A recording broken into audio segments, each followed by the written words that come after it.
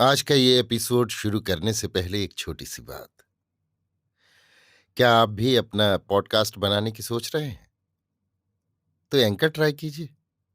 ये पॉडकास्ट बनाने का सबसे आसान तरीका है। नंबर 1, ये फ्री है। नंबर 2, इसमें कई सारे ऐसे टूल्स हैं जो आपको अपने फोन और कंप्यूटर पर रिकॉर्ड और एडिट करने की फैसिलिटी देते हैं।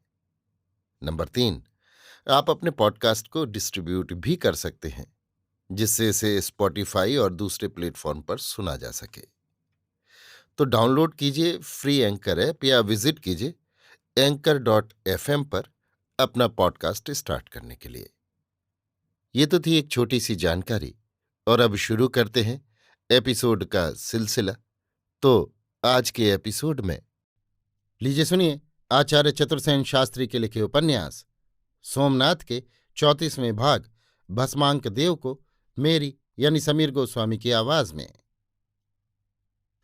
उस टूटती रात में सबके विदा हो जाने पर दामोदर मेहता अपनी घोड़ी पर सवार हो धीरे धीरे राजपथ पर अग्रसर हुए।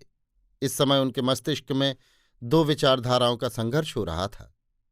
इधर अंतर्विग्रह से पाटन का राजतंत्र खंडित हो रहा है, उधर मालवराज पाटन का बहिसंरक्षण खंडित कर गजसैन्य पाटन पर लाने की अभिसंधि में है। तीसरे गजनी का ये दैत्य पाटन पर धंसा चला आ रहा है। जैसे भी हो, दोनों विनाश की योजनाओं को व्यर्थ करना होगा, वो भी बिना तलवार के। तलवार तो गजनी के सुल्तान के लिए ही सुरक्षित रखनी होगी। उन्होंने भस्मांक देव के आवास की ओर घोड़ी फेरी। नगर के बाहर धवल गृह के मार्ग पर भस्मांक देव का भव्य आवास था। ये आवास एक मनोरम उद्यान में था। भस्मांक देव गुर्जरेश्वर के राजमंत्री न होने पर भी राजमंत्री थे। वे राजपुत्रों के विद्यागुरु, परम तेजस्वी और विद्वान ब्राह्मण थे। पाटन में उनका मान और नाम राजा और प्रजा दोनों ही में बहुत था। राजकाज और राजनीति में ये ब्राह्मण राजपुरुष न होने पर भी सक्रिय भाग लेता था। कुमार भीमदेव को उन्होंने सर्वशास्त्र निष्णात किया था और युवराज वल्लभ देव के ये व्यक्तिगत मंत्री समझे जाते थे। राजा राज्य और देश के गौरव के विरुद्ध कोई भी बात भस्मांक देव सहन नहीं कर सकते थे। इस ब्राह्मण की योजनाएं और क्रियाशक्ति अति समर्थ होती थीं।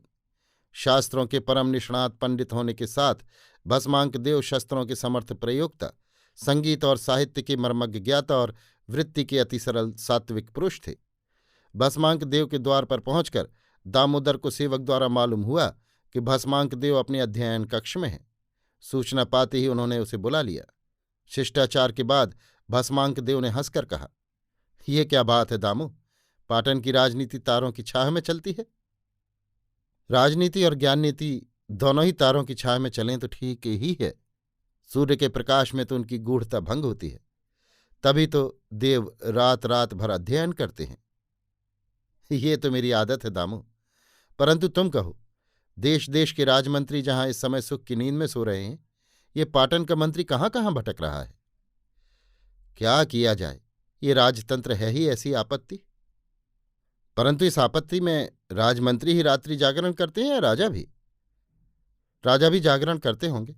वे दिन भर ऊँघते हैं, इसी से समझा जा सकता है। परंतु उनके जागरण के कारण तो दूसरे ही हैं। मध्य संगीत और सौंदर्य। जी हाँ। तो मेहता, कहो मैं तुम्हारी क्या सेवा कर सकता हूं? मेरी नहीं देव, पाटन की। हाँ हाँ, पाटन की। पाटन में दामू मेहता के समान दूसरा कोई व्यक्ति है जिसे पाटन की प्रतिष्ठा का इतना विचार हो? क्यों नहीं, भस्मांक देव जो हैं। परंतु मेहता, राजा की तो ये दशा है। देव, देव मूर्ति तो पत्थर की होती है। सारी चैतन्य सत्ता तो उसके पुजारी ही में है। पुजारी उसके भोग ऐश्वर्य का कर्ता धरता है। मैं तो राज्य का मंत्री हूं, केवल एक चाकर। परंतु आप राज्य के मंत्री ही नहीं, राज्य के मित्र हैं। इस समय पाटन पर संकट है, आपको उठना होगा। आपके अध्ययन में विघ्न पड़े तो पड़े, सो उसकी चिंता नहीं, पर मुझे करना क्या होगा? इस समय रनवास ही अंतःकलह का केंद्र बन रहा है। उधर अवंतीराज भोज इसी सुअवसर से लाभ उठाकर पाटन की रक्षा शक्ति को भंग करने के प्रयत्न में है। आप जानते ही हैं कि गजनी का सुल्तान गुजरात में धंसा चला आ रहा है। ऐसी दशा में पाटन के दिक्पाल यदि असावधान रहें तो पाटन का सर्वनाश है। चालुक्यों का युग युग का यश छिन्न छिन्न हो जाएगा।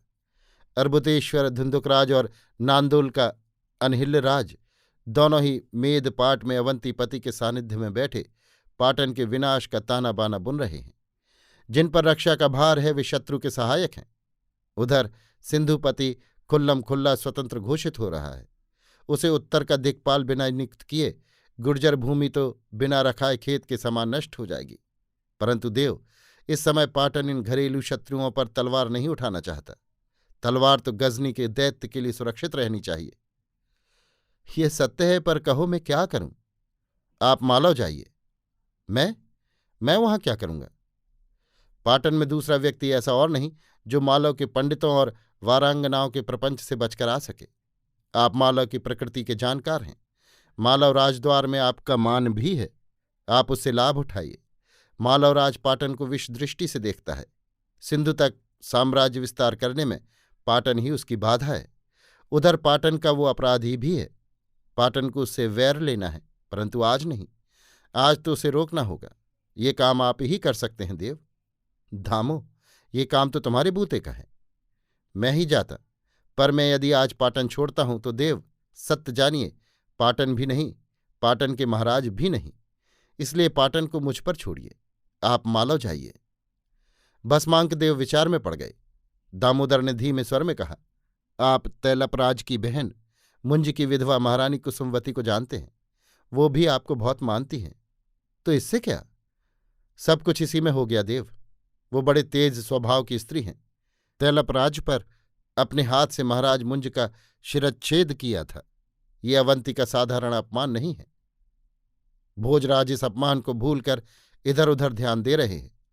आप कुसुमवती को उकसाइए, सारी राजसभा को उकसाइए और सारे मालव में आग लगा दीजिए और मालवराज को तैलपराज पर अभियान में पेल दीजिए। ये आप ही की सामर्थ्य है, दूसरे की नहीं। ये सुयोग भी अच्छा है। मालवराज अवंती से बाहर हैं, आपके काम में बाधा न होगी। भस्मांक देव ने गंभीर विचार करके कहा, ठीक है मेहता, मैं जाऊंगा। तो ये महाराज की मुद्रिका है। आप अभी इसी क्षण प्रस्थान कर जाएं। एक क्षण भी हमारे लिए मूल्यवान है। ऐसा ही होगा, कहकर भस्मांक देव उठे। दामोदर भी उठे। 2 घड़ी बाद 2 अश्वारोही अवंती द्वार पर पहुंचे। एक द्वार के बाहर अवंती के मार्ग पर चला, दूसरा उस पर शुभ दृष्टि बिखेरता पीछे लौटा। प्राची दिशा उज्ज्वल हो रही थी। अभी आप सुन रहे थे आचार्य चतुर्सेन शास्त्री के लिखे उपन्यास सोमनाथ के 34वें भाग भस्मांक देव को मेरी यानी समीर गोस्वामी की आवाज में।